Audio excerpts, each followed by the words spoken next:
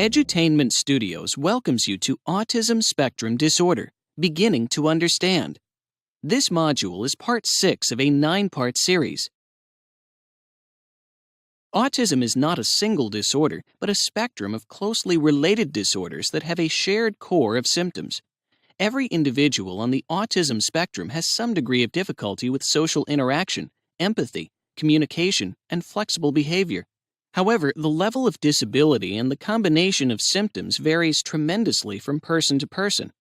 In this course, the objective is to help you understand how ASD is treated, learn to manage other health and mental conditions while coping with ASD.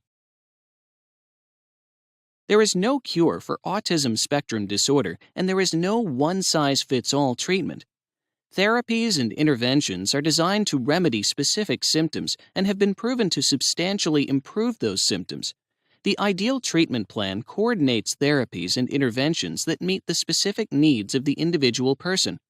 Most healthcare professionals agree that the earlier the intervention begins, the better the symptoms can be maintained. There are some medications that can help with related symptoms, such as anxiety, depression, and obsessive-compulsive disorder. Antipsychotic medications are used to treat severe behavioral problems. Seizures can be treated with one or more anticonvulsant drugs. Medication used to treat attention deficit disorder can be used effectively to help decrease impulsivity and hyperactivity in people with ASD. Parents, caregivers, and people with autism should use caution before adopting any unproven treatments. Communicate freely and openly with the doctor. This is truly a team effort. There are many treatment therapy options that a physician can prescribe and you can consider.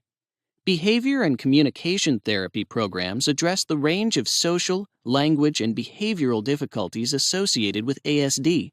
Some programs focus on reducing problem behaviors and teaching new skills, while other programs focus on teaching how to act in social situations or communicate better with others.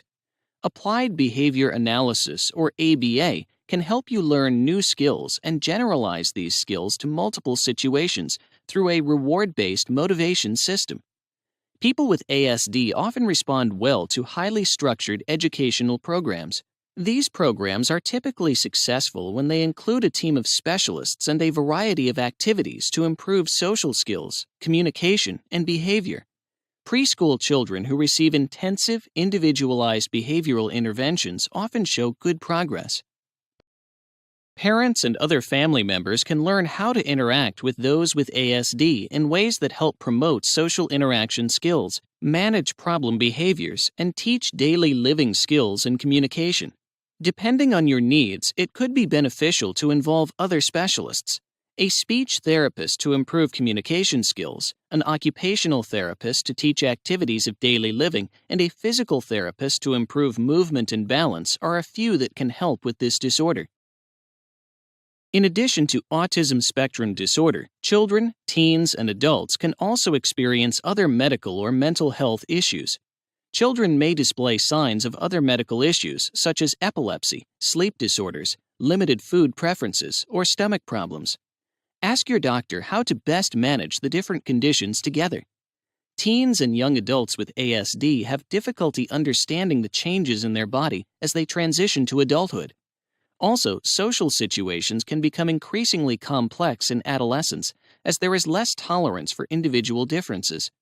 Behavior problems may be challenging during the patient's teen years. Other mental health disorders are often experienced, such as anxiety and depression. There are many community service organizations that offer help for these disorders. It is important for you to talk with your doctor or mental health professional if other mental health symptoms should arise. Please feel free to investigate these sites and others for more information, and remember to bring any concerns or questions in to discuss with your doctor. Thank you for joining us today for Part 6 of 9 on Autism Spectrum Disorder, and please join us for Part 7.